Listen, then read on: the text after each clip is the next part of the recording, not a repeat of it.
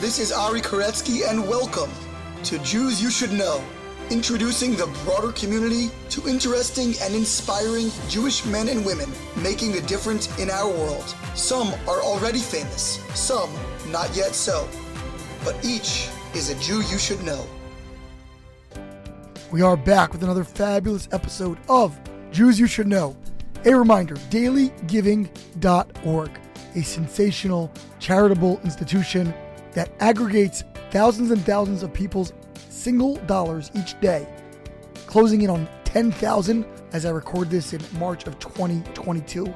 And they select every day a different charity, different organization that receives all of those funds. Each one is vetted, carefully chosen for its quality, its efficiency, its community service. And daily giving is perhaps the wisest charitable investment that you can make.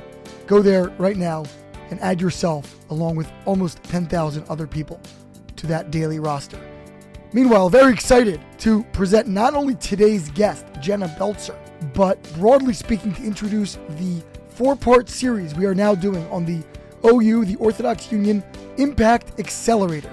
The Impact Accelerator is an exciting project in which the OU is taking a leadership role to help incubate early-stage nonprofit organizations, to help them grow and achieve their missions, their goals, with much greater success, wider impact, and it is a service that the OU is doing for the broader Jewish community. Over the coming weeks, we are going to be featuring a series of organizations that have won the right to be included in different classes, different cohorts of the Impact Accelerator. We've selected a few that are really outstanding and fascinating, interviewing the founders and highlighting these missions. Our first interview, however, is with Jenna, who is not a particular nonprofit director or founder herself, but who is the director of the program overall. She herself has a wonderful life story, a personal Jewish journey, an interesting corporate journey as well, and now coming to the OU for the past couple of years and running this unique community endeavor. I encourage you to take a look at the latest edition of Jewish Action, which comes out quarterly. That is the Orthodox Union's fabulous magazine. And in this most recent edition, there's an article featuring the Impact Accelerator and Jews You Should Know, and this forthcoming series on some of its exceptional entrants and products. A reminder, as always, to follow us on social media at Jews You Should Know, spelled out fully on Instagram and Facebook. Jews You Should Know with the letter U on Twitter. Subscribe or follow wherever you're listening, whether that's Apple Podcasts, Spotify, Google, Stitcher, or wherever it might be. Comments and questions to jewsyoushouldknow@gmail.com. And now to the first in our four-part series highlighting the work of the OU Impact Accelerator, kicking off with our conversation with Accelerator Director Jenna Beltser. We're here with Jenna Beltser, Director of the OU Impact Accelerator, which we'll hear all about and which we are going to be featuring over the next couple of episodes. Some of their outstanding winners and the companies that have really made it in their program. But first, let's hear about the origin story of the program itself and of the director herself, and that is Jenna. How are you, Jenna? I'm great. Thank you for having me this morning. Great to have you with us. And why don't you tell us a little bit about where you are from and what the pre-Impact Accelerator life looked like for you? Okay. In some ways, I'm like, there was a life before the Impact Accelerator? No way. But no, I'm just joking. So I grew up in Long Island, New York, and I went to school in Philadelphia. I grew up always kind of interested in different endeavors, different business. I was the president of my high school, so I was definitely getting involved in things. And in college, I think I got more involved both in the Jewish community and in general in different efforts here and there. So when I graduated, I went into investment banking, which was quite different from what I'm doing right now. But I really loved it. I loved the analysis. I loved thinking about new companies and everything like that, or merging companies and everything along those lines. And then from there, I went into financial technology. So I worked at two different fintech companies, as we call them. They were both startups. And so before working at the Impact Accelerator, I really had this startup bug, so to speak, and it kind of and that was a little bit like marrying, kind of liking to get involved in new projects with also my background previously in finance. And then when the Impact Accelerator came up at the OU, it was really an even greater marriage, so to speak, of having the startup background and wanting to work and do a little bit more in the Jewish community. So that's kind of how that came together. Okay, wonderful. Now let's just rewind a little bit. I want to get more color on your early upbringing. You said you were born or raised in Long Island? Yes, exactly. So I was raised in Long Island. I grew up in a family we were Reform. We went to synagogue on the high holidays. I went to Hebrew school on Tuesdays and Sundays. Every so often we would do like the family Shabbat dinner or things like that I remember in my home. I always remember my mother lighting candles on every holiday, which was I don't even think my family knew that was going on, but I knew it was going on. And then throughout, let's say, high school, I started getting a little bit more interested and a little bit more involved in things. And really in college, when I met a lot of friends who were observant and kept Shabbos, I remember thinking, I didn't know that people still did that. I didn't know, because I grew up on Long Island, which is so Jewish, and all my friends in high school were mostly Jewish, but not many people were observant. So I'd say in college, my eyes were opened and I had Shabbat dinners with my friends, and they did this every week, so it was amazing. And that's when I started to learn more about Judaism and get more involved there. Now, which town in Long Island are you from? I'm from a town called Syosset. So it's 10 minutes from Plainview. If people know Plainview, people know Syosset. It's a train stop, so people oftentimes know that from the Long Island Railroad. If you work at University of Maryland, then you've heard of Syosset, because lots of kids go there from that town, as well as all the other surrounding towns. And you say you were very active in high school as kind of in just general leadership. You were president of the high school? Yes. So is that Syosset High School? What high school is that? Syosset High School, yes. I know all the stats. We had 2,500 kids in our school, 500, I think it was 68 in my grade. So yeah, starting in 8th grade, I decided to run for student council class president. And then every year, I kind of continued to that with my senior year becoming the president of the high school. So you were class president every year of high school? Yeah. That's pretty cool. Now, what was that experience like? Was that kind of like a serious position, or was it more of a vanity type thing? A popularity contest. So I always say I was not that popular. I mean, I was not unpopular, but I was not so popular. It was not a popularity contest. And then it was really a lot more in our school, at least, of a community service oriented role. So for example, my senior year, our community sponsored a house for Habitat for Humanity, the whole community did. So that was something that we ran through student government. We always did different types of walks and charity events and things like that. And that was always coordinated through student government. So I think, if anything, that probably put that community mind in my background, to the point that when I went to college and I was thinking about running for student government again, and I found in college it was very political, the way that you probably know this from living in DC, but the way real politics runs. And I was like, oh, that's not so interesting for me. I liked the community aspect of what I was doing. So I guess you parlayed that experience, and I'm sure wonderful academic credentials, into a admissions to Penn, right? And tell me a little bit about your time at Penn. You alluded to it already. I guess you were in Wharton? I wasn't in Wharton. It's funny, I ended up in investment banking because I had my first finance internship when I was 16 years old in high school. And after that internship, I thought, I definitely do not want to be in business. So I was like, I'm not applying to Wharton. I don't want to be in business. And then lo and behold, I went into banking, but which is very common. I guess you did go to Penn, so you're kind of required. Exactly. It's common to end up in banking, but I ended up liking it. I only really had to see one vein of business through that internship. But like you mentioned, yes, I was accepted into Penn. And my freshman year, I had a friend in my hall who wore yarmulke every day, which, like I said, I thought that people only wore yarmulkes in shul, or at that time, temple or synagogue is what we called it. So I didn't know the word shul. And so it was really eye-opening. I remember the first week of freshman year is always let's say a lot of parties, but it's welcome week. And I remember we were up with a lot of my hallmates one night, talking until like 4 a.m. about God and whether or not there's the existence of God. And we had people all different kinds of people there, like not just Jews. And I was like, this is what we're doing during freshman welcome week. Like other people are out partying, but alas.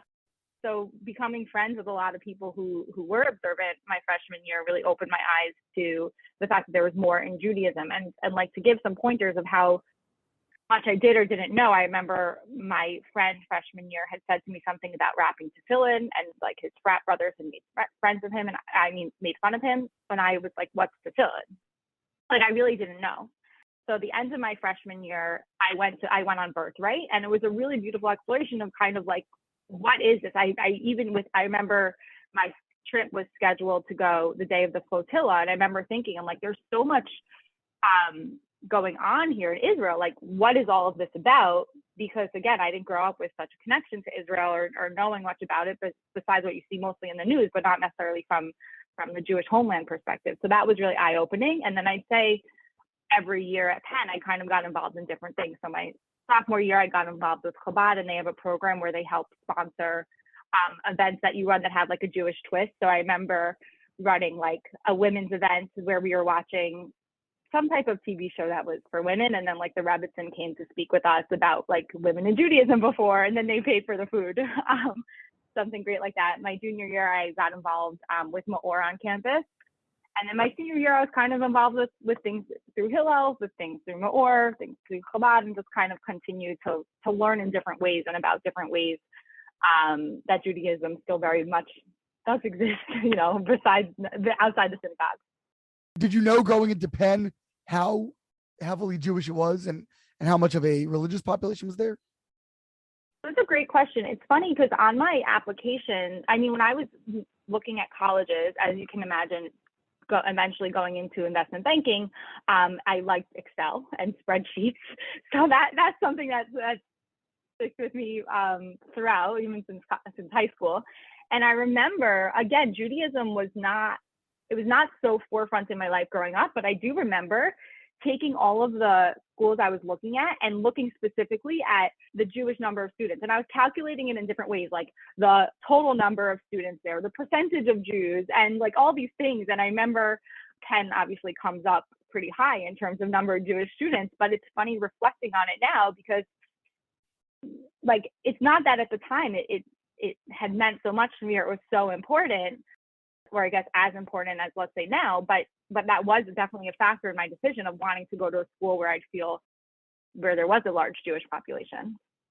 So it sounds like throughout college you started having these kind of meaningful connection points. Was there anything that was sort of like a light switch at some point that went off for you, or was it very much like a slow burn in terms of your Jewish development? I'd say it's a slow progress. There's different like moments here and there. For example, like that conversation that I mentioned from my freshman year about tefillin was kind of like a light switch of like, wow, there's so much more to know. When I was a junior, I studied abroad in South Africa, and my grandmother had actually passed away while I was there. And my parents were like, you stay there, don't come back. So it was kind of a hard time for me, but I remember seeking out like, what does Jewish mourning look like? What should I be doing while I'm here, and things like that. So that was also kind of something that showed to me that there was more to learn, and I wanted to learn more. So there's different light switches across the way, but I'd say it was a very slow progress, which I think was good for me because it didn't feel like I was, taking on a whole yoke at once. It was really paced. By the time you had finished Penn, were you fully observant, or where kind of did you end your college career? So I think every year of college, I always said that I wanted to, like my freshman year, I probably told myself like, one day I'll have Shabbat without using my phone on Friday nights. And then by my senior year, I was probably like, I got to a point where I thought like, one day I'll have Shabbat. And then after my senior year, I went on a trip to Israel. And on that trip, I was like, I guess, when I say one day, like in quotes, when I become an adult, I'll keep Shabbat. I was like, that's kind of now. I'm graduating college. I'm living on my own in New York City. I have a job. Like if I want to keep Shabbat and I'm telling myself I'm going to keep Shabbat one day, like let's try this now. So right after graduating was when, like I said, like mentally, I felt like I was Shabbat observant, but certainly not in practice just because I didn't know a lot of things, and even when I was like home that summer, I wouldn't even have not known like where to go to shul or where to observe or things like that. So there was definitely, I have a rabbi, I ended up going to seminary after college. I have a rabbi who says like, they're Shabbat observant, like, you're aware that there's Shabbat, and then there's like Shabbat observant, like you're keeping all of the little tiny mitzvahs. And so I was like definitely not keeping all of the not tiny mitzvahs, but the little nuances of Shabbat yet. But mentally, I knew that I wanted to be in that direction and was attempting to start going that way. So right after college, you spent time in Israel? So not right after college. So I went into investment banking, and then after some time doing investment banking, I went to seminary at Midrash Rachel. So where did you which bank did you work for? I worked for Goldman Sachs. Could you be any more cliche, Jenna, as a Penn alum? Yeah. Really not. What's so funny is that, at Maryland, it's like almost nobody goes to Goldman Sachs. And there's like one or two, I happen to know a couple of these kids who've done it. There's like one or two a year, and they're like the standouts. Like their entire college career is focused towards getting into Goldman. They're doing all the internships and all the, at Penn, it's like, you just have to like sneeze and you're like old recruiter right there. Just so much about, where you're coming from. It's fascinating. But so how were you prepared for that role if you hadn't been, in Wharton and hadn't had that really intensive kind of background? Yeah, so it's a great question. I'd say that funny how that progressed as well, especially alongside my Jewish journey. So I went to their presentations on campus mainly because through my internship that I mentioned when I was in high school, I had met someone who worked at Goldman Sachs, and I stayed in touch with that person because my dad's a financial planner, and he always taught me the power of, in quotes, like one-on-one marketing, which meant basically networking. So I have that, I don't know, in my blood since I was young. He'd always say one-on-one marketing. It's like remembering kids' birthdays or this or that. So this person who I met through that internship, I stayed in touch. And when I was at Penn, he said, a few of my colleagues are coming down to Penn to give a presentation. You should go see them, or like go to the presentation. So I was a freshman. I was the only freshman there because everyone else was a junior looking for an internship. And I, filled out the card saying I was here, whatever else. And they're like, I guess that seemed impressive at the time because no other freshmen were there thinking about it. So that year, my freshman year, they had this like women's leadership day where they just kind of introduced a few freshmen. It was like 20 of us freshman women, introducing us to different parts of the investment bank. My sophomore year, I again went to the presentation just to kind of put my name in, and I also applied for the internship, kind of knowing that I wouldn't be able to do the internship because I was going to South Africa that following year abroad, and that started in the summer. Really just trying to, again, have my name kind of continue in this pile I do from being at Penn, that Goldman Sachs is a good thing. And from there, I got like a week-long winter break internship in the investment bank, which was actually when I was supposed to go to Poland originally with one of the Jewish campus groups. So I did this internship. And from there, I was able to actually earn the internship for the following summer. So from this sophomore year program, I earned the internship for junior going into senior year, which was great because then from that point on, as you can tell probably from my personality, I'm not necessarily a slacker, but like you could chill a little bit. Nothing. You could chill a little bit because you have this internship now. So it's funny because then when I came back to campus after studying abroad, it was the spring semester of junior year, which is when everyone normally does their interviews to try to find the internship. And I had already had it. So I actually signed up for a Jewish Kiruv program on campus called Maor. And I figured, I have the time now to do it because all my friends are going to be, studying for their interviews and whatever else. And I have this. And then lo and behold, I feel like that tension kind of continues where I say sometimes like Goldman Sachs allowed me to become religious because I was able to have, because of their internships and the different offers I got from them, I was able to kind of delve more into Judaism, which I don't know if I would have considered in my head, at least the equation to be able to do that throughout. At any point, did you get to meet, I'm sure you did eventually, but that time, did you meet Mr. Steinberg, Thomas Steinberg, who was, obviously I worked for Maor in my day job / night job / always job. But, that longtime chairman of the board was also a longtime Goldman Sachs VP and, had later moved on from there to the Tisch Foundation or the Tisch Family Enterprise rather. Did you meet him at any point early in the journey or only later? So I met him actually on that trip to Israel right after I graduated, and because I was going there and he had worked there, he became a very close mentor of mine, to the point that I remember I was looking at apartments in the Upper West Side, and I had told him I wanted to keep Shabbos, or I was looking at apartments in the city. And he's like, if you want to keep Shabbos and you're going to live in the city, make it easy for yourself and live in the Upper West Side.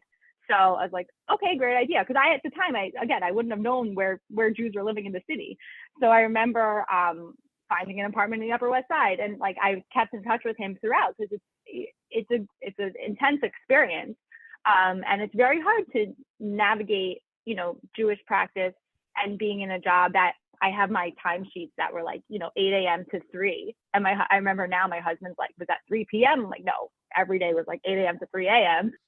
And especially, it's hard to navigate in general, keeping Shabbos, keeping holidays, and all of those things in the workplace normally, especially in a workplace that can be so grueling, and even more so when a lot of these things are new. Like I remember, trying to keep kosher or trying to say brachot before I eat or anything like that was all still new. And at the same time, not getting much sleep, et cetera, et cetera. It was very hard to navigate all those things. So he became a very close mentor of mine. And then later when I went to Israel, I actually became close with him and Rebbetzin Steinberg, his wife. And so it was really lovely to kind of build my relationship with their whole family. So was the whole banking life exactly kind of how you imagine it? With, you said 8 to 3. Was it really that intense every day? Was it just incredibly grueling schedules?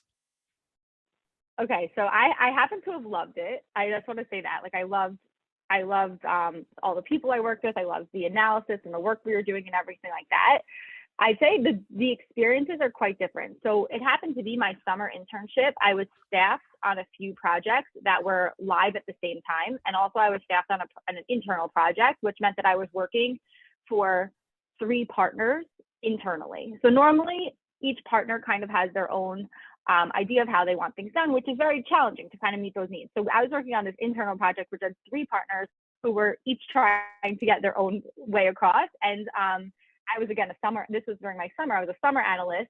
I was staffed with another associate. They didn't put an analyst on the project. So it goes analyst, associate, VP, managing director, then partner. And my associate was kind of like checked out also. So I was on this trying to navigate, how to make 3 different partners' opinions, and wants go into this project. And then when I came back as a full-time, they staffed me on the same projects that I had from the summer. And so like I mentioned, 2 of them were live at the same time. Whereas my friends who I had worked with before and were coming back, they weren't. It just happened to be that these 2 projects were live at the same time. They kind of got eased into it a little bit better. So I'd say that my situation was probably unique, at least from the start of having to work those crazy hours. But I think it ebbs and flows. And also I think it's a little bit different now, because I know that they have, I don't know if they call it sanctuaries or whatever it is, where like you can't work for, let's say, 1 weekend day, or they limit the number of hours or things like that. But it was a lot of effort. It was a lot of time. So now it sounds like you left Goldman, obviously, after a couple of years. Why did you leave and you switched into the sort of the startup world? So I'll say I actually was there for less than a year, because at the same time, like I mentioned, I was really trying to navigate becoming observant and wanting to learn more about Judaism and banking. And so I ended up leaving in order to go to Israel. And so I spent some time in seminary then. You mentioned Tom Steinberg. I remember like calling him and telling him, I was like, I think I'm going to Israel, like leaving Goldman, going to Israel. Did they give you a lot of pushback? It wasn't an immense amount of pushback. I think a lot of it also had to do with kind of, they knew that the workload that I had gotten at the beginning was kind of unique. And like, even my friends were saying that like, you would have had a different experience if I wasn't staffed like this right at the beginning. Because it just came so apparent to me of like, how can I continue like this when I still have so much I need to discover for myself? And like, I had wanted to go to seminary at different points throughout college. So that's kind of why I was just kind of, I felt like I really wanted to go. And it was more of like a self-exploration. I don't feel, like I said, I loved working at Goldman. So I decided to go to Israel in order to explore this more, because I was like, before I really dig more into my career, I felt like I needed to learn this for myself. So that's when I went to Israel. And then when I came back, it's kind of when I went back into financial technology. So why did you not go back into banking at that point? I think once I left, I was kind of, I came back and I was, I was pretty observant. I was keeping Shabbos and things like that. And I was also looking for something that had a little bit more of that startup entrepreneurial experience. And so that's kind of why I went back to try something new. Yeah. So you went to fintech, you said, and I guess did you go into early stage startups, or what kind of startups did you join? Yeah, so it's funny. I always say I'm not the couch surfing type. I'm relatively risk averse.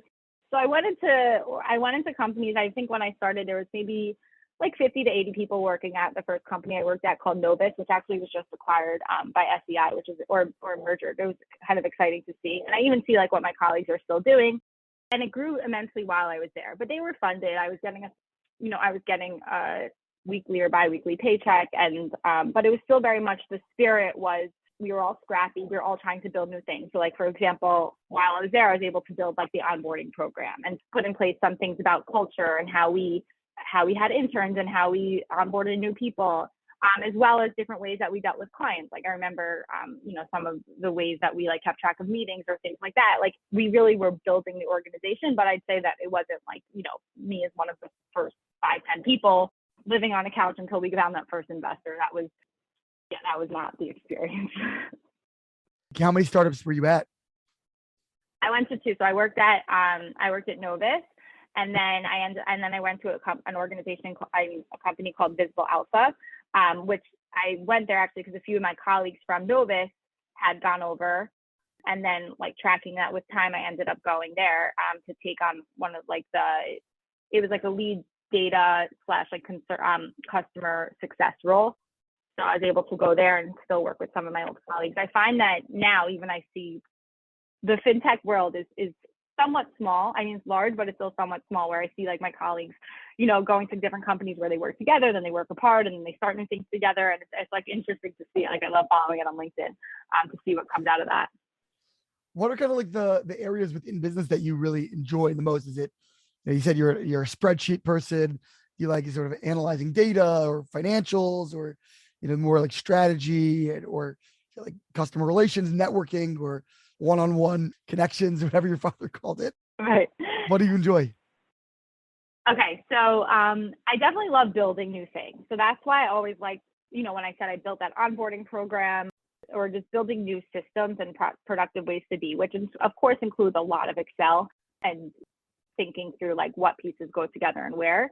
I also really like it's funny, I call myself an introverted extrovert, or like a more quiet extrovert. I don't speak so quiet here, but I am an extrovert. Like I love working with people. I love speaking with people. And maybe that came from my father with the one-on-one marketing. And so being in those customer success, customer relations, they call it a lot of different things at different companies.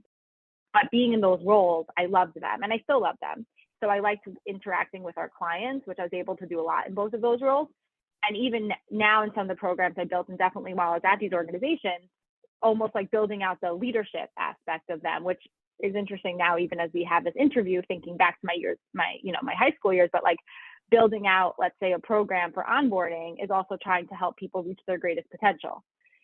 So I liked building out, and I do this still at the OU, both through the accelerator and different other programs we have, but really programs that help. So I like the building aspect, working with people aspect, and also the leadership aspect, which helps people to try and be able to, maximize their potential in whatever role they're in. Amazing. So at some point, it sounds like, I guess you got poached or something. You got recruited away to this new venture. And take me to the beginnings of is the OU Impact Accelerator. For sure. So while I was at Visible Alpha, I was looking to really just get more involved in the Jewish community. And I went to an event where I met a few colleagues from the OU. And at the time, they were working on something that had to do with using data in the nonprofit world in order to influence practice, which is something I actually had studied in college, and how measuring impact in the nonprofit world is different than having a bottom line and being able to see revenue go up or down. So I got involved with this project at the OU, and that was, let's say, January of 2017. By April or May of that year, I was speaking with these same colleagues. They were actually working in NCSY. And they said to me, there's a new position at the OU starting where it's a startup department, because it was a new department. We were called the innovations department, and we are going to be building new things. So you can see how I like that. And we're working with new nonprofit startups.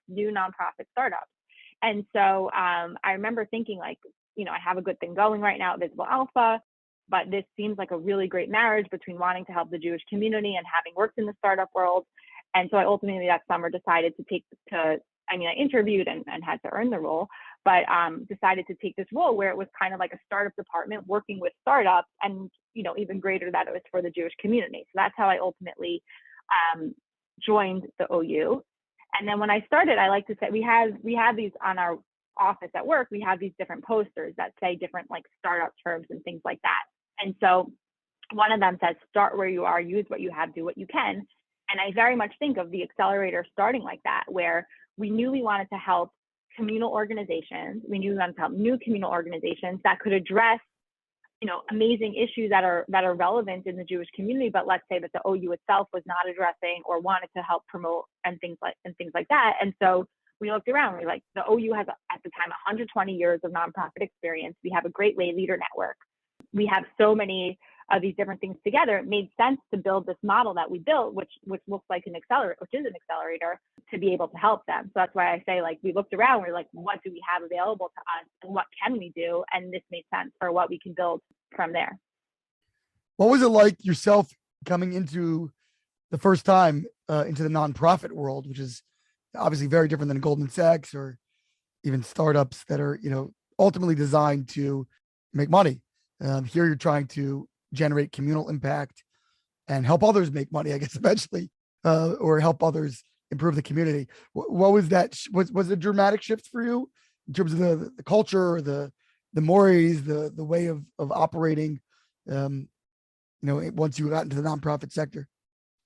Yeah, there was a lot of differences and also a lot of things that were similar. And I feel like my background had helped me for. So for example, we were building something new. So I was used to kind of like needing to figure out what is this, like, who is this person and what do they do and how can they help the project? And so I remember like one of my first months at the OU, I would just go up there to anyone and say like, hi, I'm new here. Who are you? What do you do? And that's how we actually like put some places in programs. So like I call it like being scrappy. I'm not sure what adjective people use. So that I think was very similar, especially in this role, which I know is not common of every nonprofit, because a lot of times there are very specific ways that you need to do things and who you need to talk to for X, Y, Z. But this was because we were building something new. We needed to figure out who we were working with. I'd say in other ways it was very different, probably the most apparent from the Jewish perspective, because the fintech world, I felt like I was working with like a lot of like frat guys. Like it was not, and so like I always had to be like, I don't like being touched, don't hug me, like things like that. And I remember working at the OU, and it was the first day of the new month. It was Rosh Chodesh, and we had bagels this day. And I was like, wow, I'm in a place where people know it's Rosh Chodesh, like they know it's the new month. Like it was just so eye-opening. I was like, okay, this is like a little bit more in line with my own calendar. But I'd say like in terms of, working with smart people and working with people who are motivated and things like that, like people in the corporate world and the nonprofit world are all very smart, very motivated. It's a little bit different, obviously, like versus trying to win a client versus working in the community. But I'd say like, thank God I've worked with great colleagues in both places. What did the accelerator actually do? Like, what was its actual goals? Obviously, I've interviewed and we'll release shortly interviews with some of the outstanding representatives of different organizations or different institutions that came through the program. But what was the mandate and how did you go about then starting to achieve it? So the accelerator was first founded under this department called Innovations at the OU, and the head of Innovations was Rabbi Dave Felsenthal. And so with his guidance and also our main lay leader at the time, who was Charlie Huari, we built out this program. And there's a few different goals that we had in coming together. One was to there was such a craze, and there is still such a craze and such a popular thing in terms of startups in our world, right? I think sometimes about like my daily schedule, and I'm like, mostly everything I'm using, the technology, my phone, Instagram, this, that, were things that were created within the last 20 years. Like everything's a startup now. So one of our main things was how can we harness this like entrepreneurial spirit, this startup spirit, and support that in helping in being applied to community needs. So that was one of the reasons why we created this. We wanted people to know that if you have an entrepreneurial idea or you have a startup that's helping the community, like there is a place for you to go. And we wanted to support that whole world that exists of kind of using the spirit of entrepreneurship for the community. I'd say so that was one goal that we had. And another goal that we had was was really trying to every time an issue comes up, I mean, I'm coming from the Orthodox Union, which we have a lot of different departments that do a lot of amazing things in the community. But every time there's a new issue or, let's say, opportunity in the community, we can't just create a new department.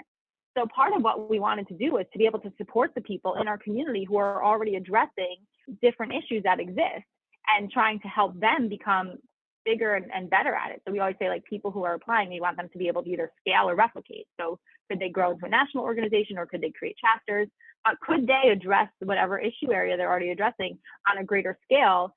And then the OU has our mission is to be able to better help the community. We're able to better help the community vis-a-vis these organizations that can be bigger and stronger.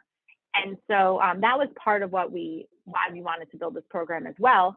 And I always say in building our program is that we're a lot of the nonprofit management side. So like a lot of our curriculum is kind of aimed at like running a business, which the OU obviously has a lot of experience in, and also nonprofit experience.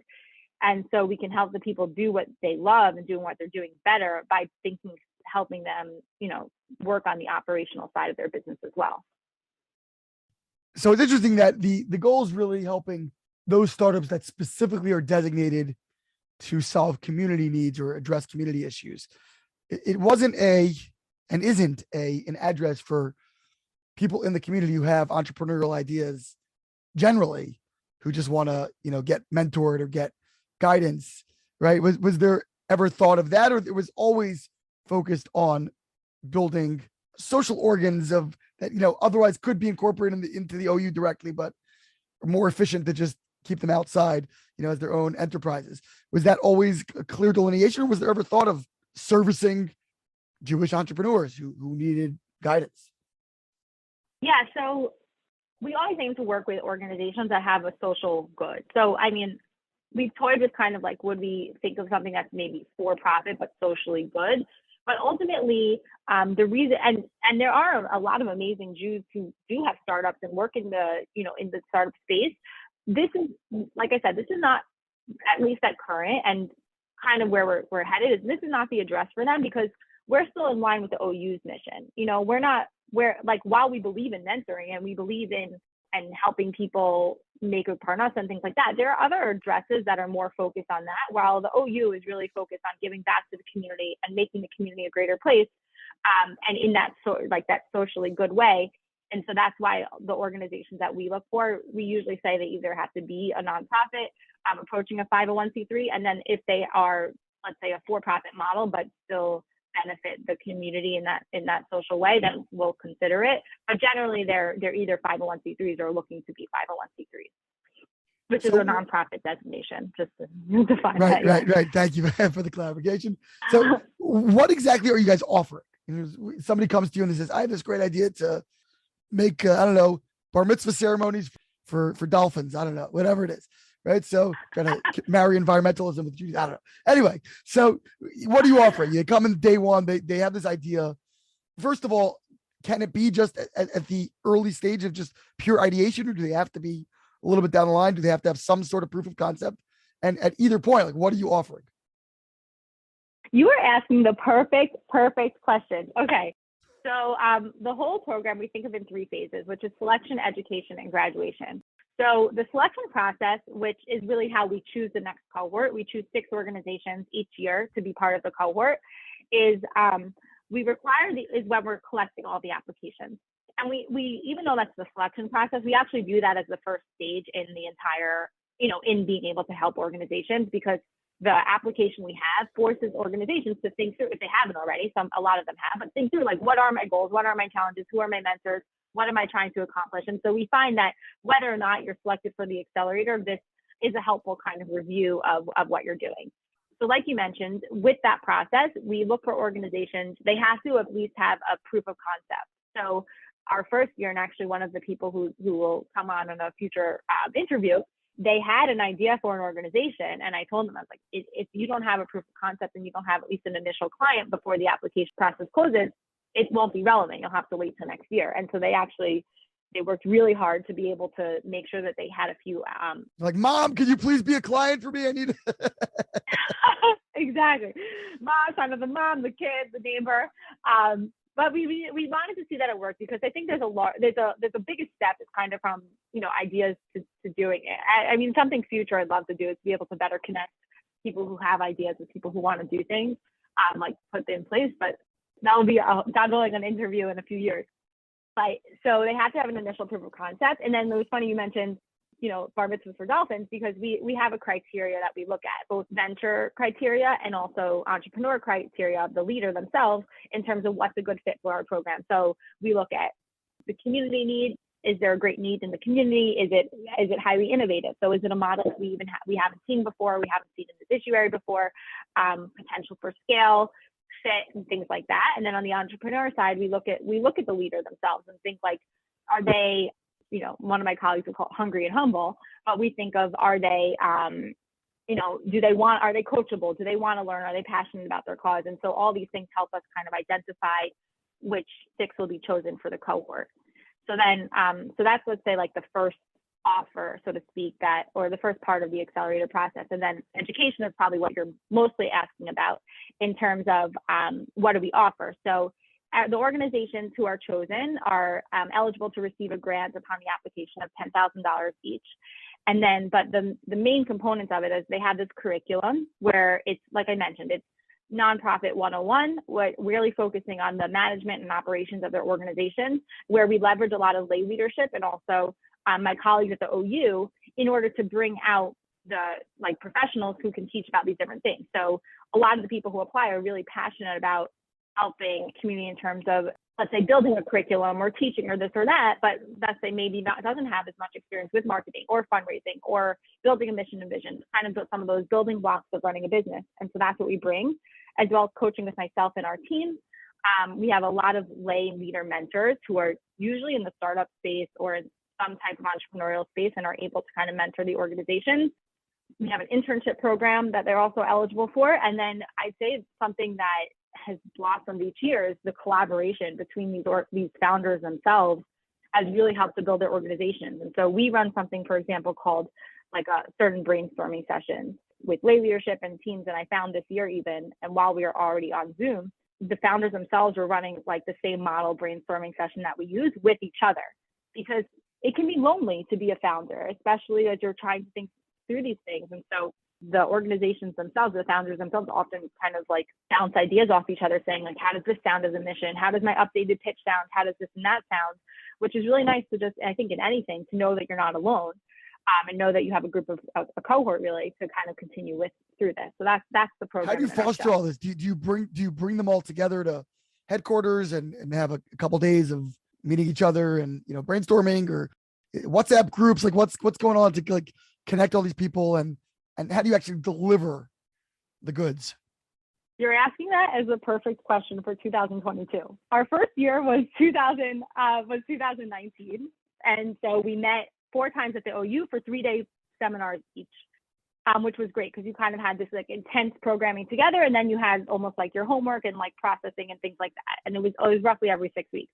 Our next year, so our second year, which was meant to be kind of like iterating on the first year, and we're going to make it so much better and learn from the first year, was COVID. So everything quickly went to virtual. And so we met twice a week, and we built in place certain support systems that would allow it to not just kind of be like a Zoom seminar, but we built something out where it was like partners of the week. So you'd relate to one of the other people in the cohort every week, kind of just an informal conversation and different things like that. And then this last year, 2021, we were able to, I always say, like, we were able to go on the offensive a little bit, or like be a little bit more proactive, knowing it would be a hybrid model. And so we were able to plan a lot of programming that would help to, in addition to the curriculum and the seminars where we would learn about information, that we'd also be building the cohort virtually. So we had WhatsApp groups. We even have a Slack now with alumni as well. So the partners of the week, we did a lot of things where each person in the cohort would collect the updates from each other, and then we would share them. So we did a lot of things to kind of support and try to build up the collaboration as much as possible while we were virtual. And then this year we'll kind of continue to do more in that, probably stepping towards even more in person now that we can again. So it's just funny you asked that, because every year we've done a different model. Normally, like every year is kind of like a little bit the same as the year before, but obviously improving and iterating.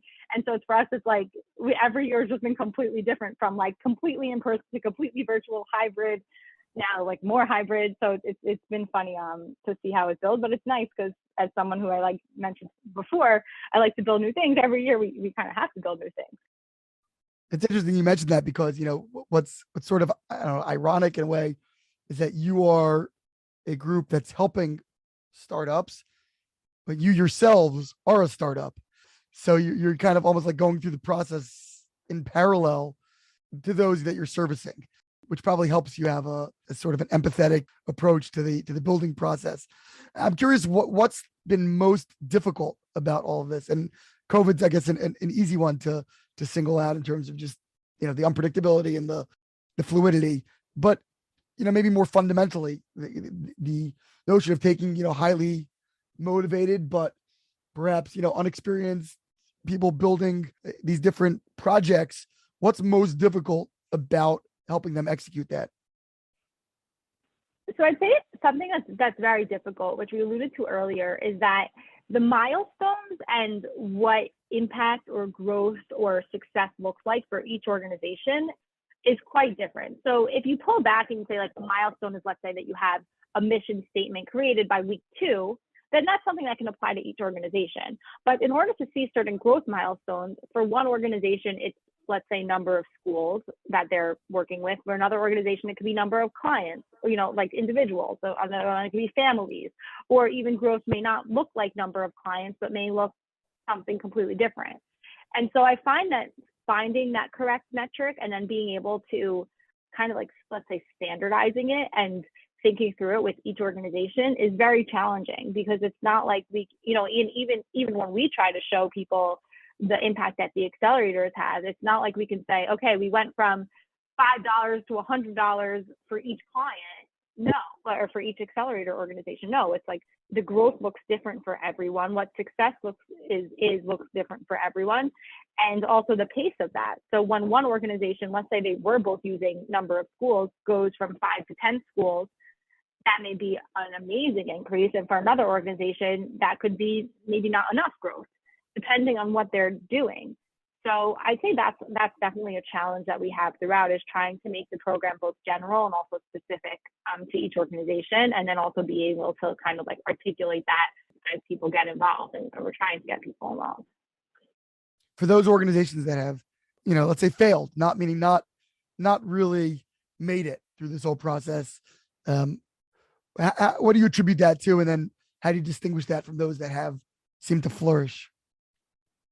Yeah, so in general, if you look at the startup world, in some ways we should have more failures, so to speak. We've worked with 16 organizations since the start, and really only one has kind of fizzled out so far. And I think it's more of just, there's a lot of different factors that can go into it. It can go into the leadership team. It could go into other people in the community who are maybe working on this, and things merge or come together.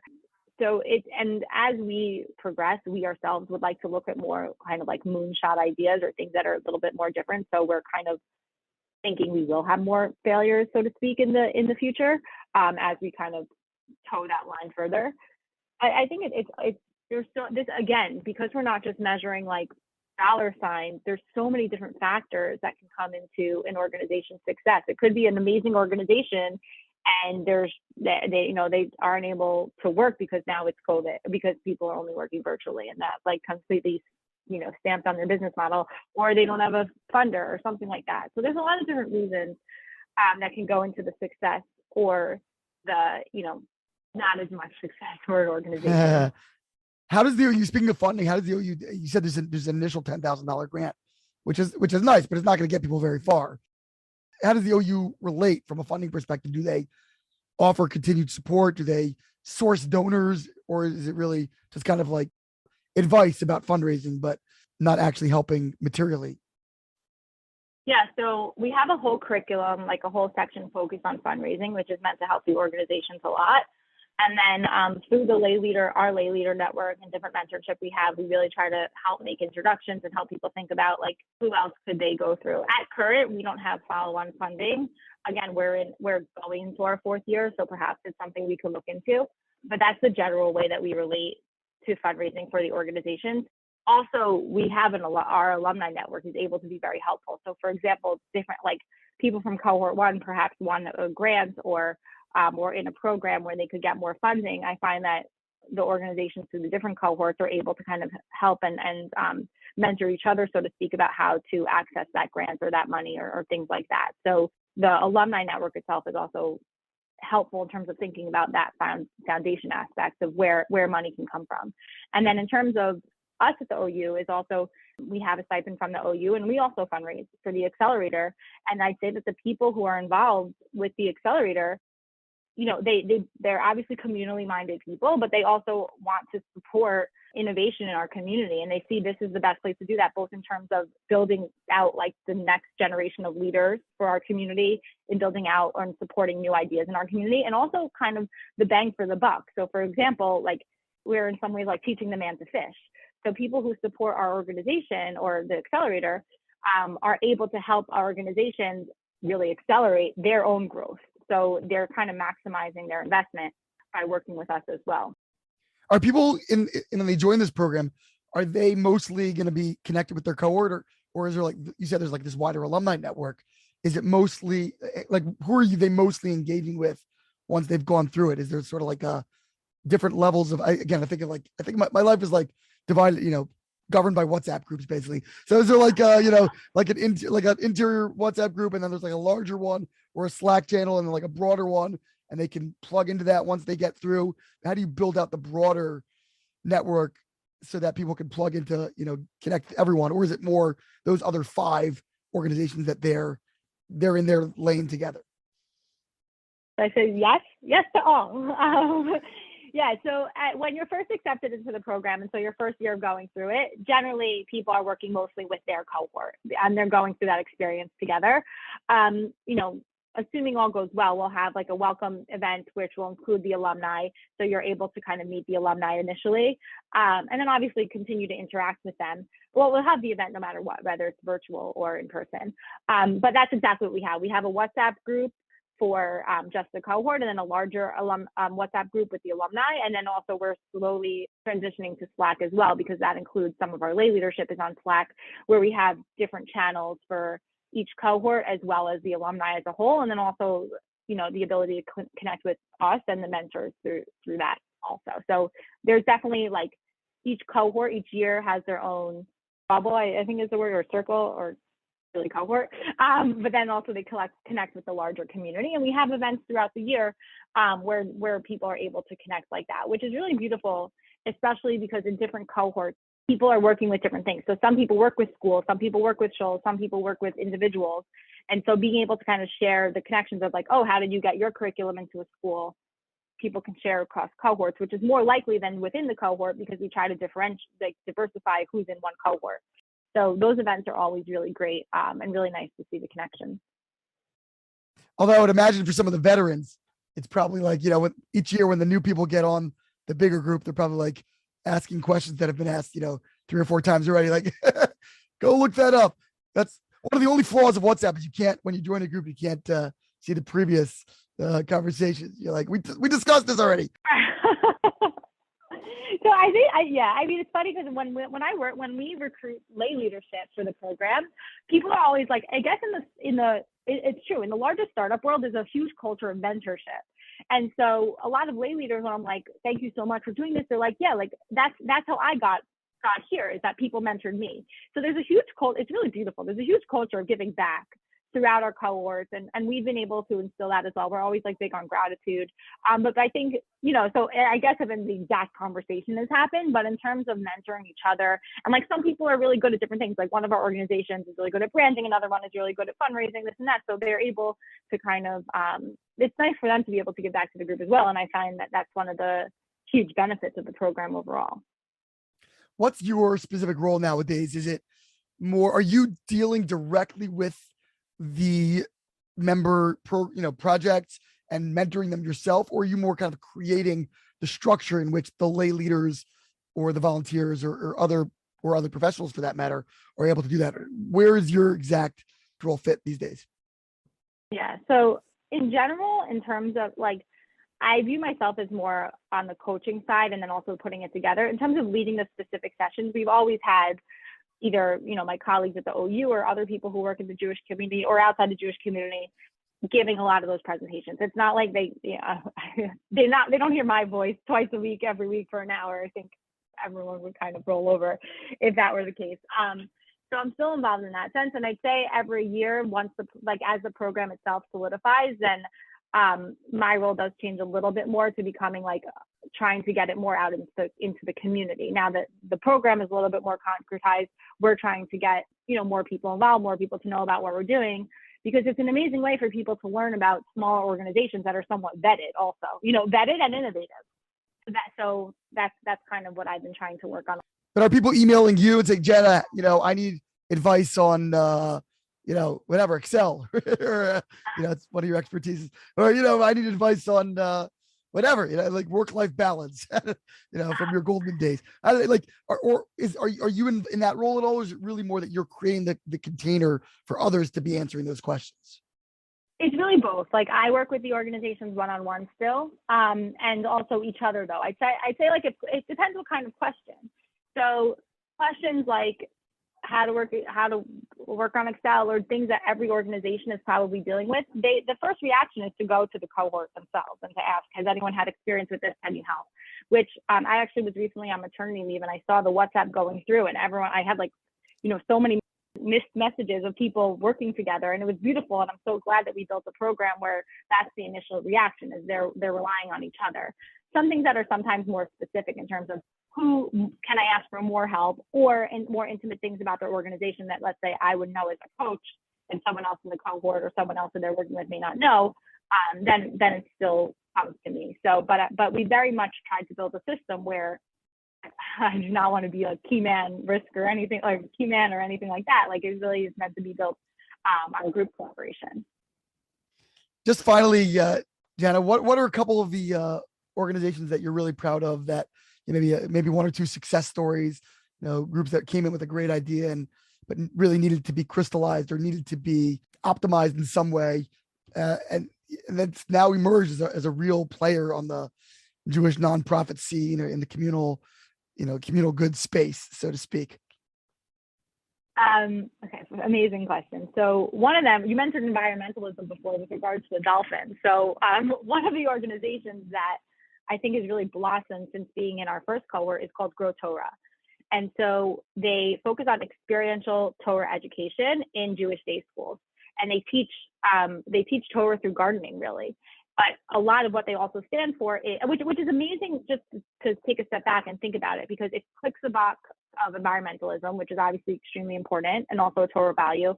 It checks the box in terms of experiential education, which is, not sitting in front of a book, in terms of really learning with your hands, but also so many of Torah laws are based on agriculture. So I remember I went to the school with them when they were teaching right before Shavuos, and they were talking about the offering, and different things like that, where I said to my colleague, I said, they were growing wheat. And I said, oh, how would this piece of wheat become challah? And he's like, actually, it's a lot of the Shabbos laws. And then he starts going through like how the wheat becomes challah and how it aligns with so many of the laws or things that we observed on Shabbos. And I was like, wow, there's so much in gardening itself. So that was really an amazing organization. And what they've been able to do since has been incredible. So they merged with another Jewish environmental organization, which we love to see, because we're not in the business of creating new organizations for the sake of creating organizations. We're really trying to support things to become bigger and better. So their merger with another environmental organization was amazing. They've gone on to be in different accelerators in the larger Jewish community. So they were in Upstart Accelerator. They were recently chosen for Slingshots 10 to Watch last year. So they've had a lot of, and also run foundations. They've grown in terms of their number of schools. They've also been able to build a program where they teach not virtually, but they teach other people in other locations to do their curriculum. So it's not reliant on the same founders anymore or the directors. So they've really blossomed in terms of, so that's a nice pun, but they really blossomed in terms of their growth through the program. And I always say, like, Joseph Dillers, who started it, and now he runs it with Sarah Just Michael. They're both amazing, incredible leaders. Of course, their organization was going to be successful. And so I really think it's just their leadership continuing to go. But I do think that being like, and Joseph will say it also, is like being in the accelerator is kind of, these people are successful and going to be successful no matter what, but it's a nice like validation, so to speak, or kind of like confirmation that what they're doing is really great, and almost like a boost of energy to kind of continue going on the path that they were already going in, because they're already amazing. So they're one organization that's done like incredibly over the last 3 years that we've seen them grow. Wonderful. Jenna Beltser, the director of the OU Impact Accelerator. And again, we're going to have 3 featured founders coming up on very immediate future episodes of the podcast. So look out for those over the coming weeks. Really, really excited for that. And even more excited to get the story of how it all began and where this is all coming from. Jenna Beltser, thank you so much for joining us. Thank you so much for having me. It was great to speak more about all of these things. So thank you.